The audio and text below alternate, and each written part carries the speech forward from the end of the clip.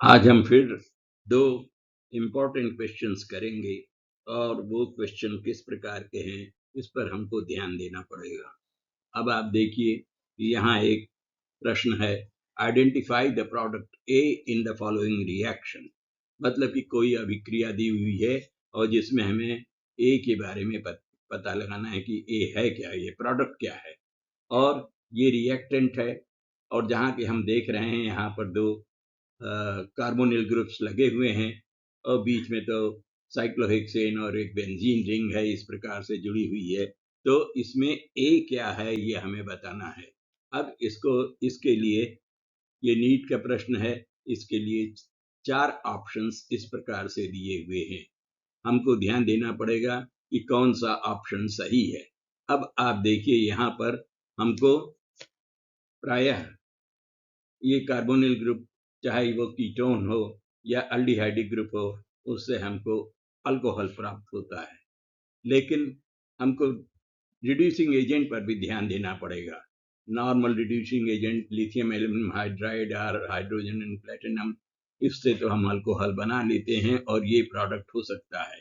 लेकिन यहाँ पर zinc mercury in presence of concentrated HCl use हो रहा है, जो हमको क्लीबेंसन्स रिएक्शंस के बारे में बताता है कि ये क्लीबेंसन्स रिएक्शन में ही यूज होता है zinc mercury couple in presence of concentrated HCl।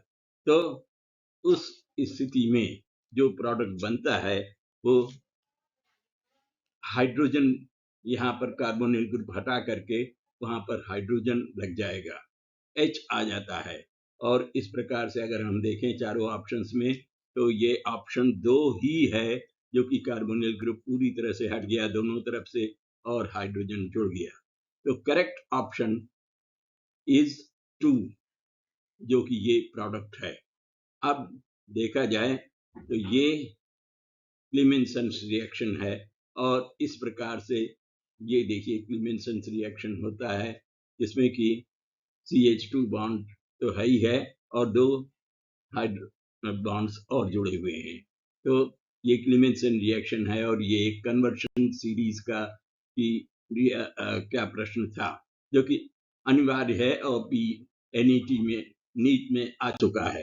अब हम देखें दूसरा प्रश्न कैसा है। दूसरा प्रश्न ये है जिसमें कि arrange the following elements in the increasing order of ionisation enthalpy. कोई एलिमेंट दिए हुए हैं, इनकी आयोनाइजेशन एंथैल्पी के अनुसार हमें अरेंज करना है। और ये एलिमेंट अगर हम देखें तो ये कौन सा एलिमेंट है, lithium beryllium boron carbon nitrogen, ये सेकेंड पीरियड के एलिमेंट हैं। और हमको मालूम है कि ionization energy increases across the period, ये हमको ज्ञात है। इसलिए हमें इसमें बताना पड़ेगा कि करेक्ट ऑप्शन क्या है। और correct option lithium boron beryllium carbon nitrogen है, जो कि सेकंड ऑप्शन है यहाँ पर। लेकिन ये क्यों है, इसका कारण ये पहला तो नहीं हो सकता, क्योंकि अगर देखा जाए तो लिथियम के बाद बेरिलियम है, फिर बोरॉन है, कार्बन है, नाइट्रोजन है। But there is an exception here in this case. Why there is an exception?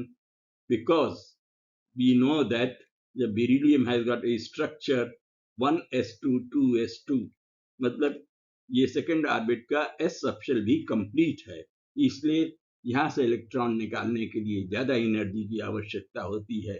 और अगर इस प्रकार से देखें तो डाटा भी हमने कलेक्ट किया है, 520 kg per mole, 899, 801, 1086, 1402। तो यहाँ पर इसमें जरा अपवाद है। देयरफॉर अगर प्रश्न को फिर से देखें तो सेकंड ऑप्शन ही सही है।